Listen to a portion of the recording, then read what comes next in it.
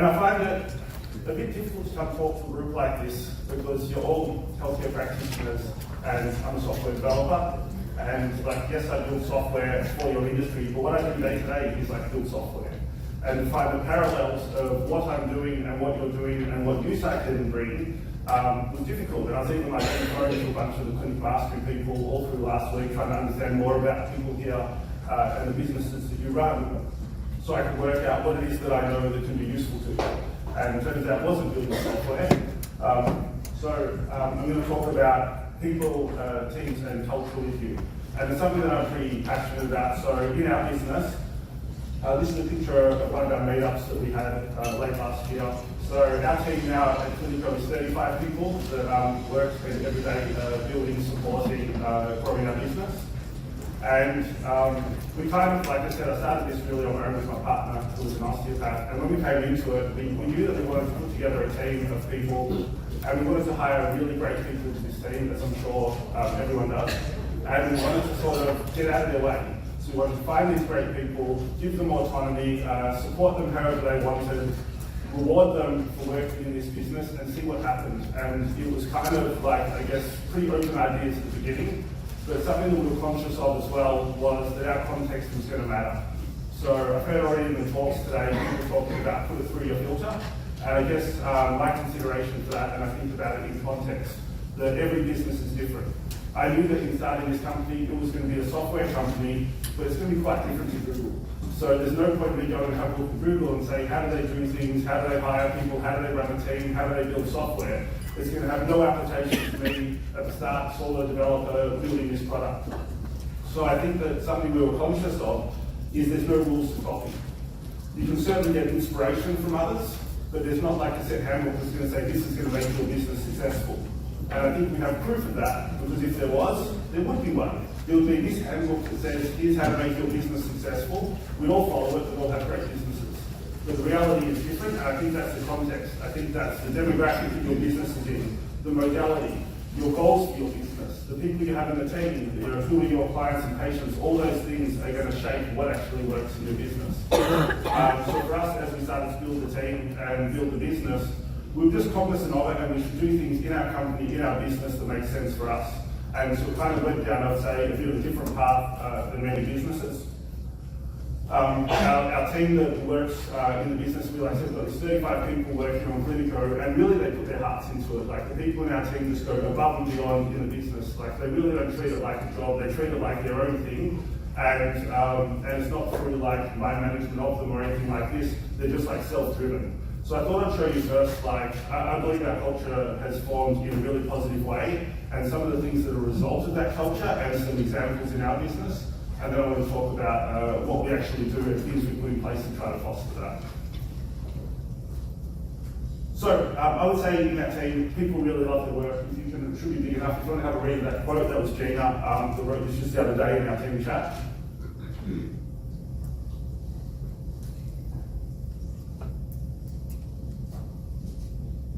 And this is the kind of thing that the previous company I worked at, I was not writing this. Maybe part from it.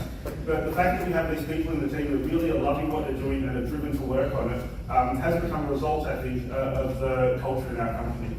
Also notably, they put the company first. And I need some context before you'll understand this quote here. So one of the people in our team, Clint, who's on the support team, he's been with us for 5 years or more, and he was feeling some burnout and he wanted to take some time off. And he came to me and asked if he can take 3 months off to really just refresh and get back into it. And firstly, I said yes, because we have a policy about limited leave, so like he can definitely do that. And that was all fine. And then the person that does our finance stuff said, by the way, do you know Clint isn't going to get paid for those 3 months? And I said, well, of course he does. We have unlimited leave. Like if you're not paying for it, that's not leave like this. And I went and chatted to Clint and he said, adamantly, I don't want to be paid for it. I want 3 months off. I don't want to think about work. It's a long time. I've got enough money. I just don't need to be paid, so I don't want to talk about it. And I actually had quite a long debate with him on this topic because I also didn't want him to take time without paying. It's part of his role. He's afforded this amount of money. And in the end, like, part of it was this, where he said to me, it's just not happening, and if it does, then all you do is pay more tax on it, because I'll just buy the equivalent Cliniko subscription.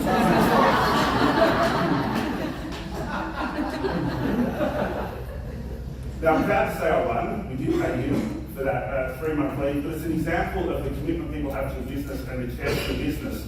That we're talking thousands of dollars here that he's going to forego in salary, and he was prepared to do that and thought that was the right thing to do. And that's that sort of real commitment and being a part of the company and wanting good for the company.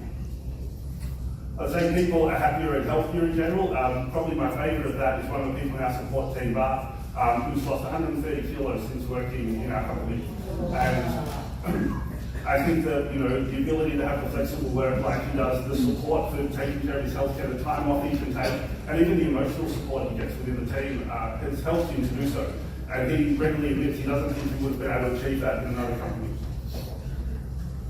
I would say our productivity is very high. So if we're talking work days, Monday to Friday during the week, you probably don't notice, but we release on average 6 updates per day to Cliniko that actually go live. Some of you did notice the colour one, it seems. But there are some other changes that go live behind the scenes. We do performance updates, some may have not noticed. We do security fixes, there's features that are coming in, there's bug fixes, there's a whole bunch of stuff that we're releasing. And we don't have a terribly big development team, but they're launching 6 times a day. There's updates going out to Cliniko every day. And that was based over the last year, so average for the last year.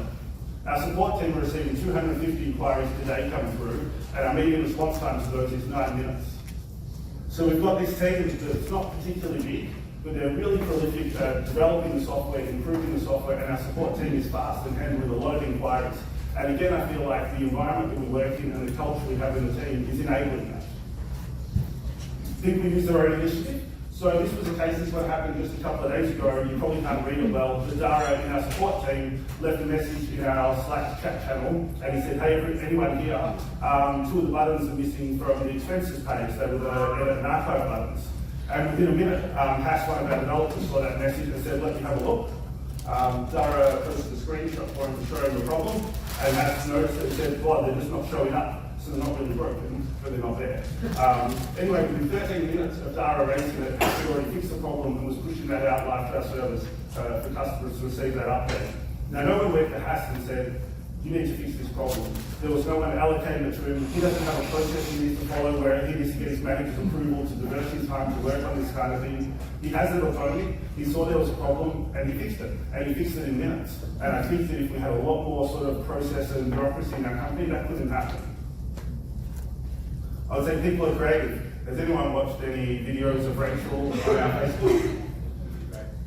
So she does usually weekly updates for us, but this is not something that we decided as a company should happen. This was something that she just wanted to do. I mean, actually at one of our meetups, she just turned up and said, hey, I've made a video about Cliniko and updates and things like that. Can I share it with you, see what you think? So we watched it and we loved it. And in the end just said, Rachel, you should do more of these videos. These are fantastic. And then she just went and found in her own time to put together these videos. We didn't, drive it, no one asked her to do it. She got her own video equipment, she set up her own, well it's a room, but set up her own area to record these in, and just started making it happen. And after a while, she's been doing them weekly for months, and then we decided, okay, we need to start to find you some more time in the day to be able to commit to this, because you're doing it anyway, and you shouldn't be working extra to make it happen. But it was that kind of ability for her just to see something she thinks she could do and add to the business and go and do it.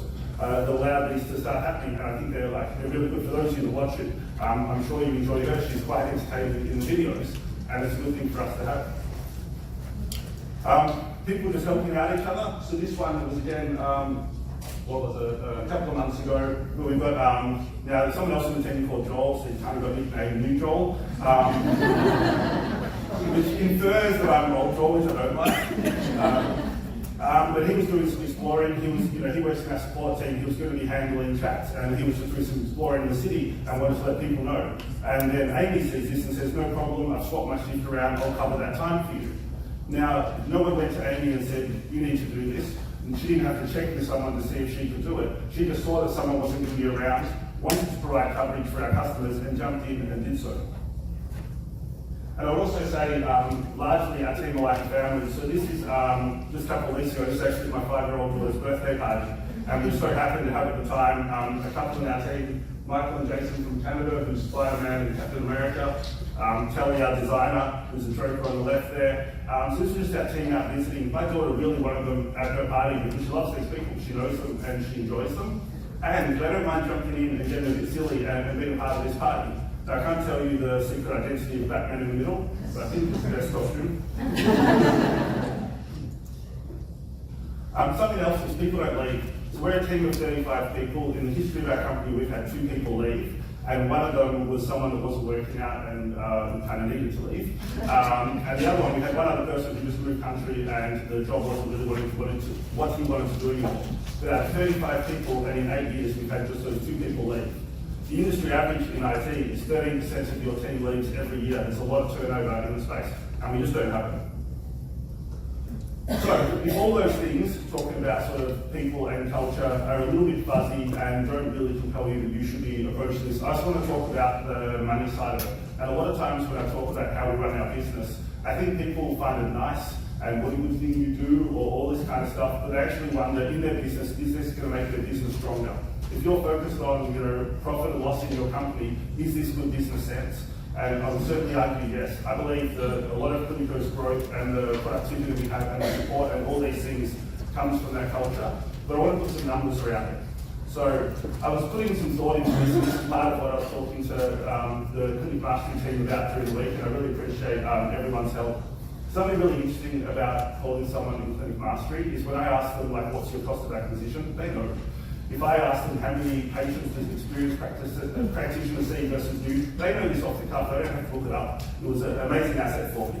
But I was trying to work out what happens when a practitioner leaves your business. What does that actually mean? And I wouldn't mind if you take a minute and just have a guess. If someone left your business, what impacts your bottom line? What, reduced revenue, whatever it might be? How much financial cost do you think there is to your business if a practitioner leaves? And let's consider it's an experienced practitioner, someone that's doing well in your business. What does that cost your clinic?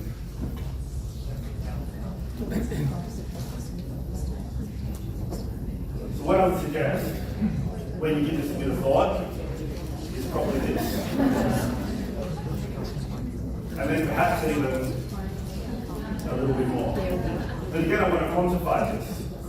So some things that I looked at when I was thinking about the cost of a practitioner leaving was reduced appointments. So you have someone that's full, leave your clinic, high utilisation rate, someone new comes in, they're not going to be at full capacity right away. So there's a gap there. You're probably going to be feeding them more new patients to start supplement them and get them up, and patients have a cost of acquisition. So there's going to be some cost there. Probably they don't change over on the same day. You might have a few weeks of the room being empty.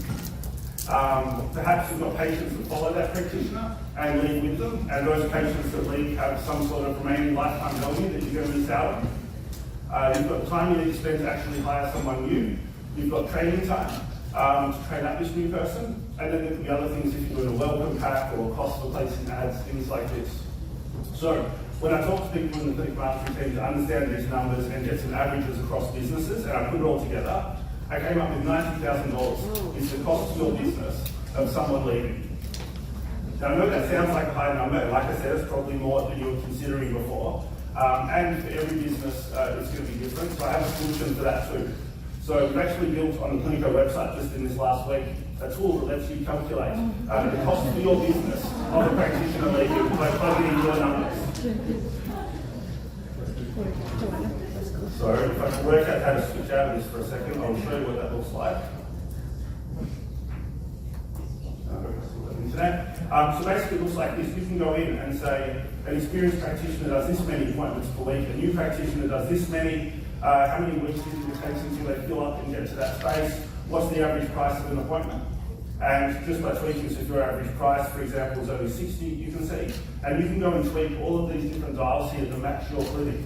And as you work through, you'll see the revenue losses, and then you'll see the recruitment cost, and overall you get a value at the bottom there as well. So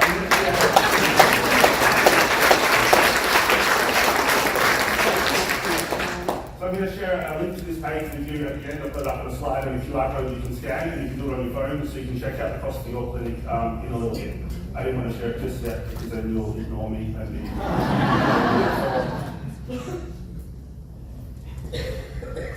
And of course, when someone leaves your practice, I'm talking about a monetary value there, which is significant.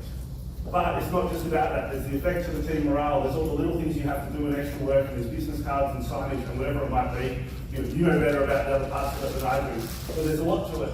And the reason I even went down this path was, I'm a big believer in looking after your team and building a culture and getting this sort of retention. And I think that this justifies doing it. I think that even if you don't necessarily believe in the soft aspects to it, this shows you that even spending some money in that direction is good for your bottom line of your business. It's going to cost you if you don't. So if you decide that this means maybe I can go and afford to spend a few $1,000s a year per practitioner in my business to look after them and to keep them happy, and you'll realise that it's going to save you potentially $90,000 if they leave, all of a sudden that $2,000 makes a lot of sense and is maybe the best money you're spending in your business. So I want to talk through, now we're talking about if you want to achieve this culture, hopefully we all agree it's a good idea. What are some things you might do? So I would say it absolutely starts with hiring. And probably in your business, hiring is your most important job. Because if you bring the wrong person into your business, no matter what else you do, it's going to be tough. You want to bring in someone with the right personality, you want to bring in someone that's capable, someone that you're going to be able to work with, someone that you like. We talk a lot about the business side of things, but ultimately you're going to work with this person, and whether you enjoy your day, every day in your business matters too. So it should be someone you like. And I think that, one of the things I actually asked people in Cliniko Mastery was how much time do you spend hiring?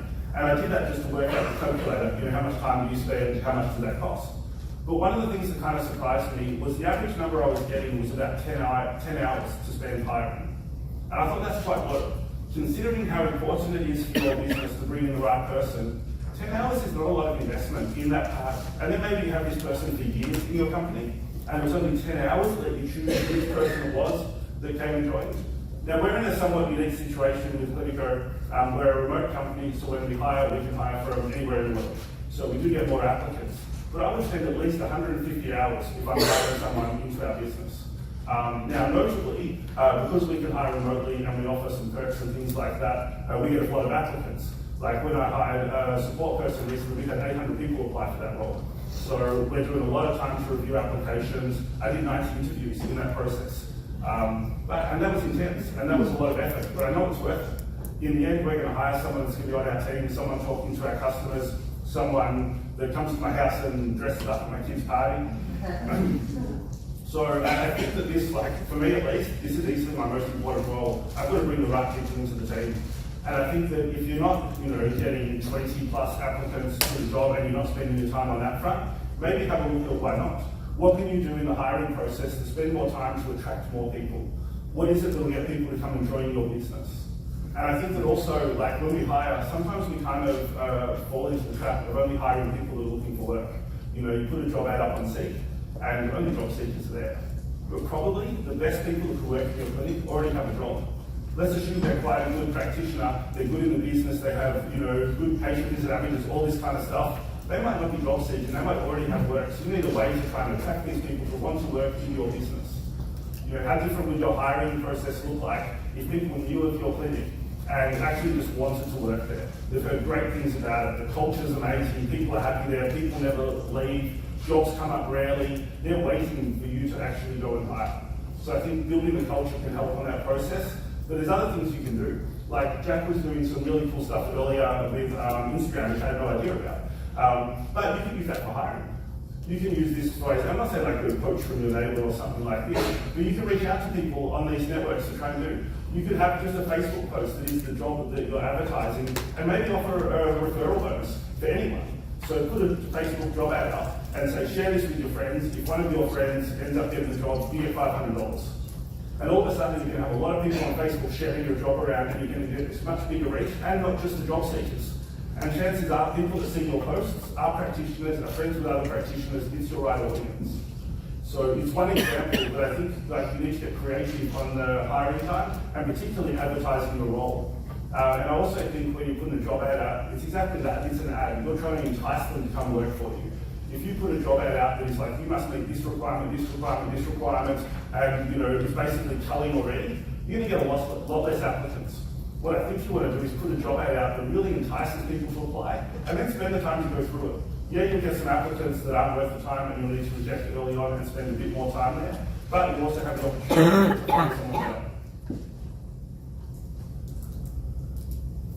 Peter talked about Daniel Pink motivation, and I'm a huge fan of the principles in it, so autonomy, mastery, and purpose.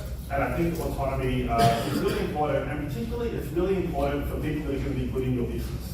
If you've got someone in your company that's really creative, cares about your business, wants to do well, they're the ones that need autonomy. And I think that they're also the ones watching your business. So I know if I was going to go look to work in a different company, I wouldn't go somewhere where I'm micromanaged.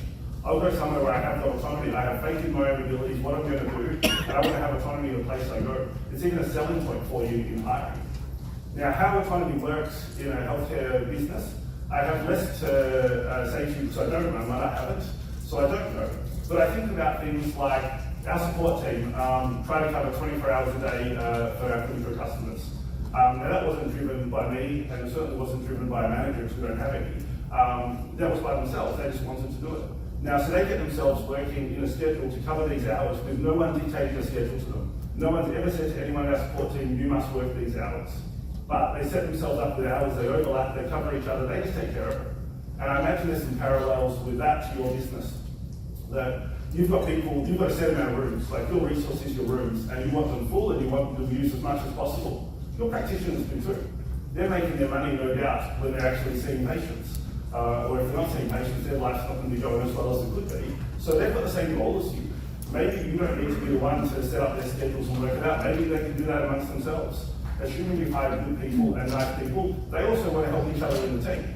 So it's not like they just want to steal the best shifts and do it. They're probably nice people who want to make sure the other person in your team gets enough time and enough things. So maybe that's one place where you can open it up and give them more options there. I'm not sure what else. Like I said, not having run a health practice myself, but I think it's worthwhile considering. But in our company, like they have autonomy with everything. If a support person needs to deal with a refund or a credit or something like that, they don't need approval, they do it. If anyone in the team needs to buy something for their work or just an idea or a gift for someone, they can just do it. Like we don't have rules, we don't have budgets, we don't have any of this kind of stuff. We trust our team. Our team wants to do right by our company, and we trust that, and they do. And if there's an occasional time where someone makes a decision you don't think is great, I think it's like probably an acceptable cost, and the upside still outweighs that downside. Something else you need though to achieve autonomy is you need some transparency. So if people in your business are going to be making decisions, they need to see the big picture, because they can't make decisions in the dark. So what that means for your business, again, I don't know. It might mean sharing financials. Is there a reason they can't know how the business is doing? I assume that you're not just like squirreling away billions of dollars and you don't want to find out about it. Probably they can know the constraints. Probably they can understand it. Maybe they would be more driven to get more efficient in their practice, save some costs, generate more revenue if they saw the big picture. Maybe they'll be able to make some financial decisions on spending or other things if they saw that big picture. Again, like I said, I come from an awkward spot of not being in the health business, so I don't exactly know which parts of the transparency will apply to you. But I think in general, you need to keep in mind, if you want your people to be creative, innovative, make decisions autonomous, they have to have information available to do so. I think improving your workspace is important. I think one of the big contributors to enjoying your day is how you feel in your environment.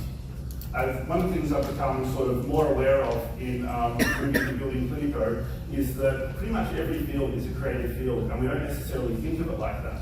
But there's not many jobs now that are a real mechanical job. So, healthcare practice, that's a creative field. I believe software development a creative field. A lot of people think of it as this scientific mathematical process. But I think that any sort of job where the outcome you get from it isn't dictated by time is probably a creative field. You could see a patient and in 5 minutes you could have an amazing result, or in an hour you could.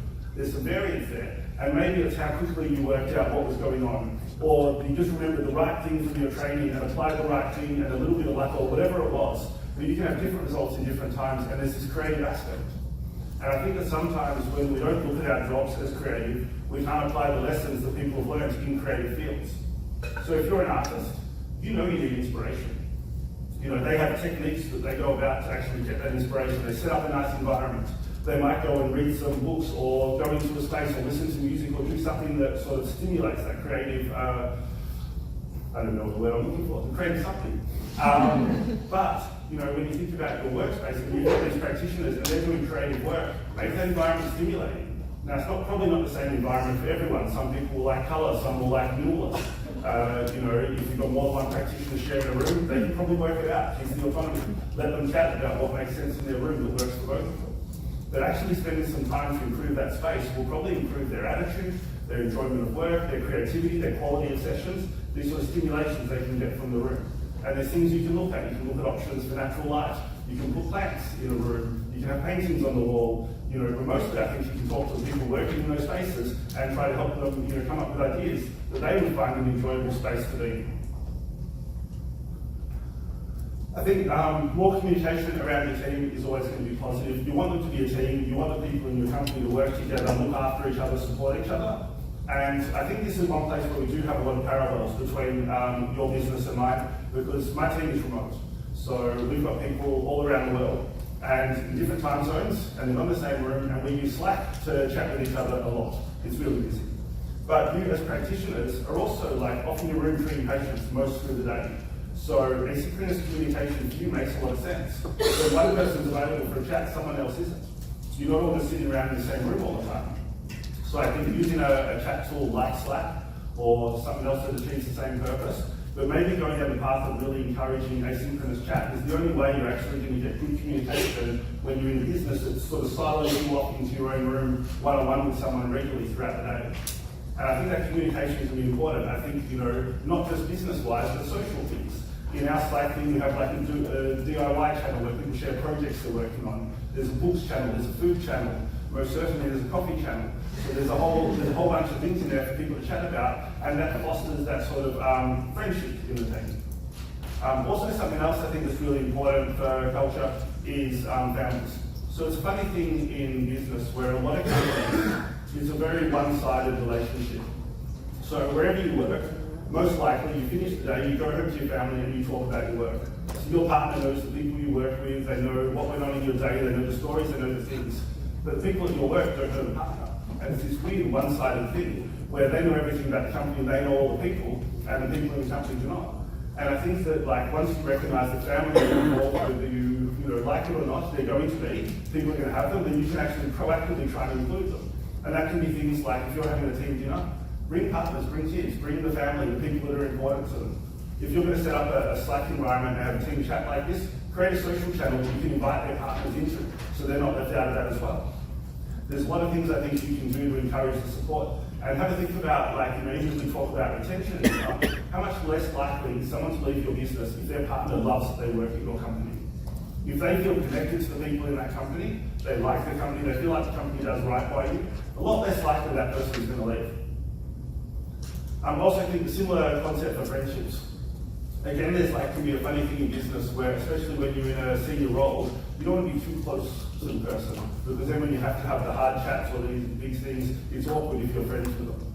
And I'm not a fan of that. I think that it's harder. If you've got to let someone go that you're friends with, that's rough. If you've got to have a hard chat about performance and you're friends with them, that's tough. But it's still better. It's still better to be friends with these people day to day, every day, through all the other things. You're going to get advantages from this. And I think, yourself being friends with people and encouraging friendships within the team, again, creates a bond in your company. They're going to help each other out more. They're going to do right by your company. You're going to have better retention. You want to kind of foster a kind of friendship. So I would say a good thing for this, we do meetups. Now, we kind of do it also because we're remote and we want to get together every now and then and see each other. But even if we weren't, in hindsight, I would do them. Because I think there's something special about getting together for a few days and just spending some time. I think that if you're going to do a meetup, it's important that you actually stay together. It's those little moments that actually build a bond and build a friendship. So when you're having breakfast together, when you're sitting around at night before you go to bed and you're having a glass of wine, those times are when you're going to be your most productive. The actual work parts during the day, it's nice that you do work at other times as well. It's that sort of connection and friendship that can form in these periods that I think will really help your company out. And again, this can come back to that cost of losing someone. If we think it's $90,000 to lose someone, and building some friendships and bonds in the company and making them feel looked after at a meetup costs you $5,000 for the whole team or whatever it might be, then all of a sudden this is probably money pretty well spent. Now you want to make sure that the meetup is something they look forward to and enjoy.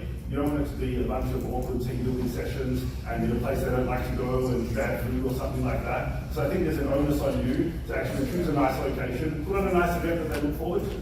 And then the team bonding to be a side of that, but they're just happy to have a holiday anyway, or whatever you might do for it. The other thing is people can really get behind a purpose. So they need to know why they're working in your business, what you're trying to achieve as a business. And unlikely making you the most money is going to be their most compelling motivator. So you need to work out what they're there for. Are they there to help people get better? Do they want to make sure that they see someone through from start to end and actually get better? You know, what Peter's talking about with this plan to take the right from the beginning to fixing them. Forgive me if I forget some steps: mobility, preventing re-injury, all this part. That's something people can get behind. They can feel really good to know that in your clinic they're supported to actually help people and get them better and prevent reoccurrence of that. They can get behind that part of it. Or whatever else it might be. You know, every business is different. That context matters again. But work out what it is that is your purpose and make sure you communicate that clearly in the team, and hopefully you build a team around it that also believe in that purpose. As an example, so for us at Cliniko, we have kind of three things we work towards. So we want to make the best software possible. We want to work in what we consider a more sane way, where people's lives are improved through their work, not inhibited. And also we want to do some good in the world. So the way we achieve that part of it is we give 2% of our subscriptions to charity.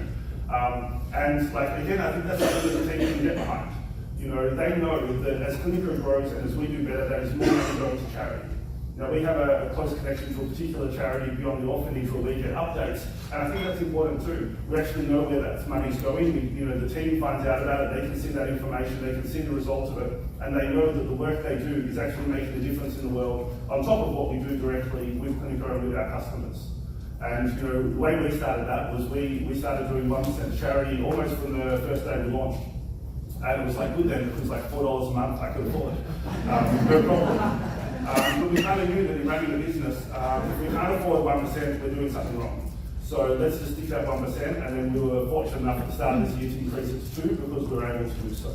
But I think considering to have some kind of, you've got to work out who your team is, what they care about, and maybe bring out some other benefits for your company succeeding that they can also get behind.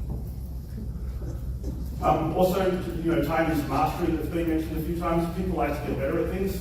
So you need to make sure you're supporting their development. And again, this is an area you will all know much more about than I will. You do your mentoring, you do other things to help them skill up. You might have a budget for them to attend conferences or something like that.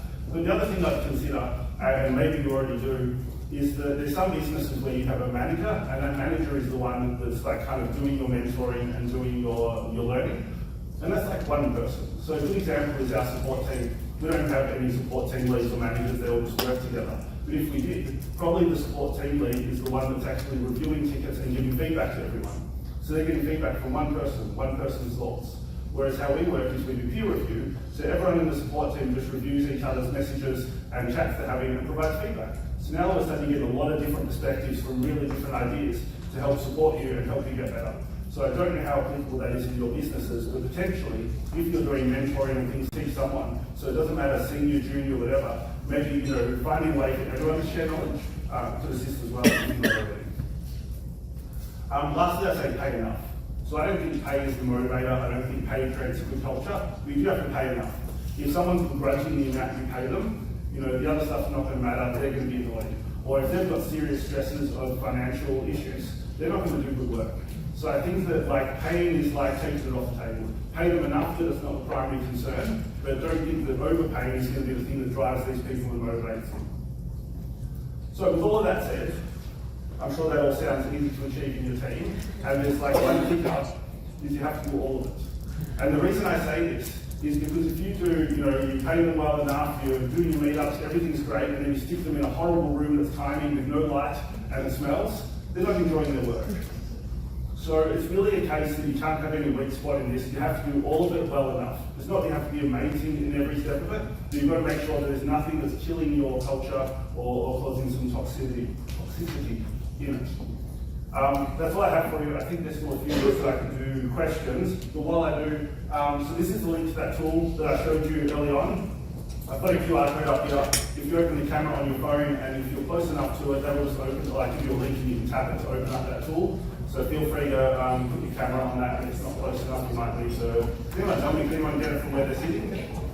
Yeah, awesome. So that should open up, and you'll be able to put your numbers in, and I can do questions this time.